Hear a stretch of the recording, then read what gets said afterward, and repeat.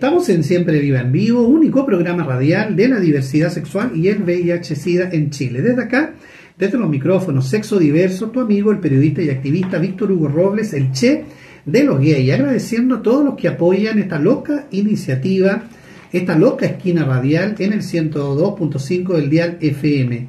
A nuestras queridas amigas de Fundación Margen, de la ICW, a Condones Vaginales Internos FC2, a Salvador Vinilo, la música en vinilo más económica y exclusiva de todo Santiago, y por supuesto a Farinelli Diva, el bar de ambiente donde todo es diferente, por allá por Bombero Núñez 68, en el barrio Bella Vista, en la comuna de Recoleta, decimos nosotros, Recoleta, conversando esta noche sobre VIH. Mañana se conmemora el Candlelight Memorial, que recuerda a todas las personas que han fallecido a causa del SIDA. Ya son 40 años de historia del SIDA en Chile, y estamos hablando con dos queridas amigas que forman parte de esos 40 años, 35, 37 años trabajando en este tema, ayudando, colaborando, comprometiéndose.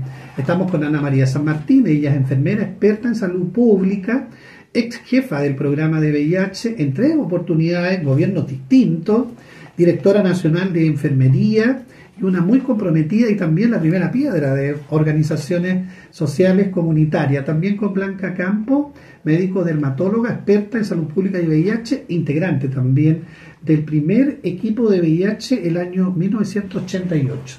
Anita María, estábamos hablando de los primeros casos que llegaban ahí al ministerio. Más cerquita de mí. Sí, me dio como risa, como sacar del sarcófago.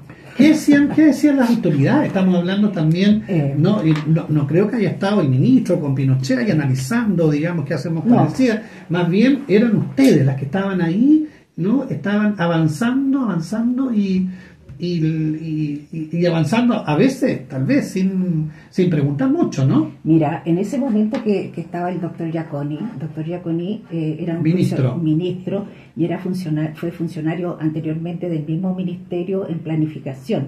Entonces era un hombre que sabía la salud pública. Por lo tanto, cuando yo llego con el plan de intervención a 5 años para este programa, encontré que era imposible alcanzar esas metas porque eran demasiado ambiciosas.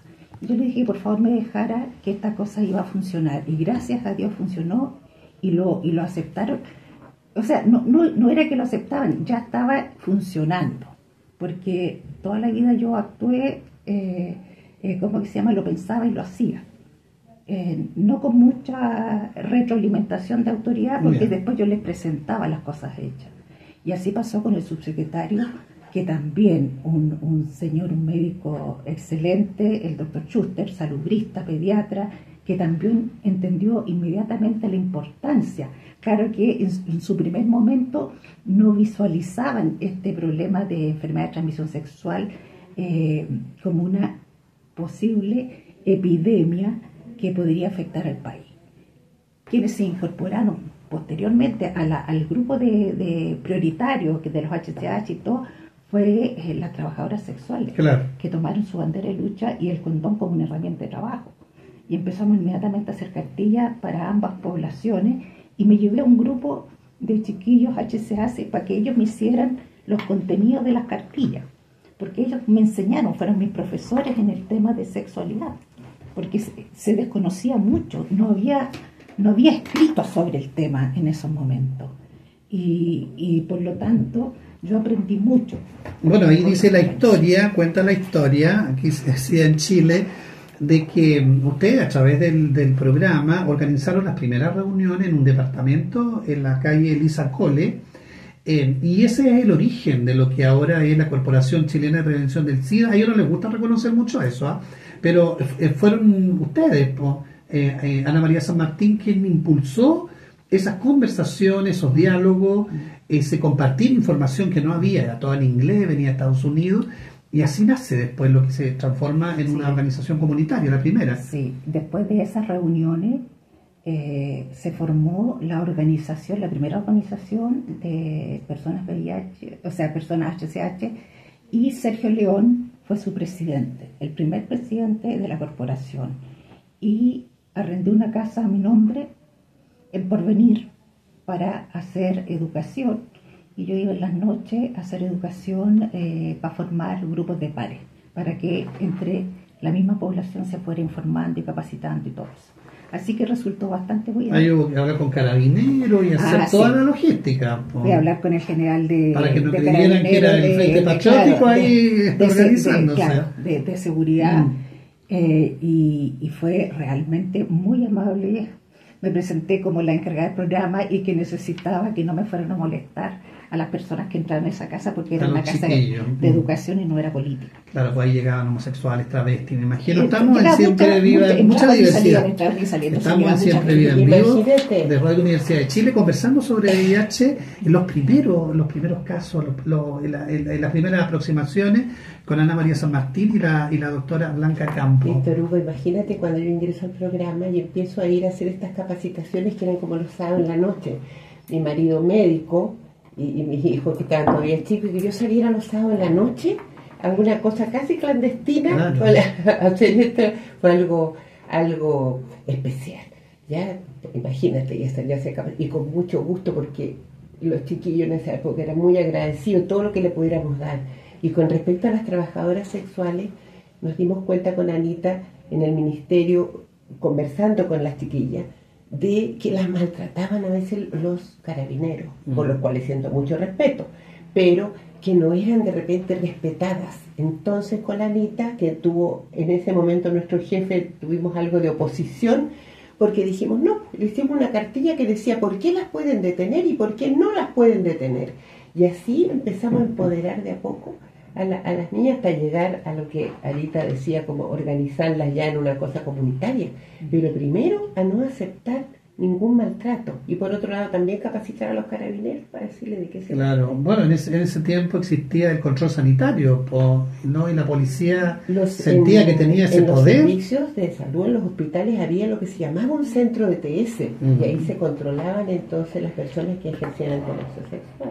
Claro, pero había mucho abuso, también mucha arbitrariedad de parte de funcionarios y de carabineros también, que le pedían la pasada a las chiquillas. Por eso que dijimos por qué podían, por qué podían detener y por qué no podían detener. ¿Sabe lo que pasa? Mira, en eso del control de salud sexual era bastante bueno. Y yo creo que las chiquillas también lo reconocen.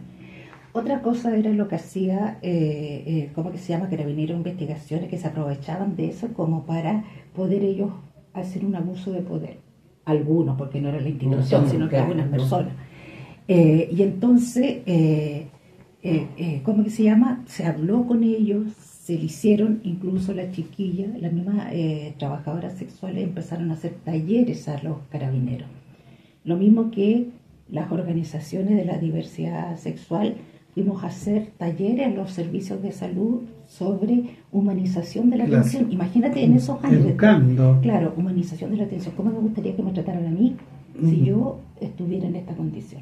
Entonces fue bastante polémico porque, claro, la gente, incluso de funcionarios profesionales que los atendían, decían, usted ni siquiera me examina, ni siquiera esto, ni siquiera este otro. Entonces los desvelaban ahí delante de todo. Entonces hicimos poco porque después fuimos rechazadas. Claro, oye, una de las herramientas en contra de la discriminación es la educación, la información. Doctora Campo, hablemos un poquito también, Anita María, de lo que está pasando ahora, porque eso ocurría hace 40 años cuando surge el VIH. Ustedes siguen ligadas a la salud pública, ¿no? Como experta. ¿Cómo ven que ha avanzado el VIH ahora? Hemos avanzado, hemos retrocedido y hay terapias para todo, prácticamente es de acceso universal, pero las personas igual siguen adquiriendo el virus y las tasas de transmisión, de adquisición, sobre todo en jóvenes, siguen siendo en Chile muy altas. Queda mucho por hacer, Víctor Hugo, en realidad, tal como tú dices, y no solamente el VIH-Sida, sino que las otras infecciones de transmisión sexual. Que nunca se habla de eso. No se habla, pero son enfermedades que no han desaparecido, todo lo contrario.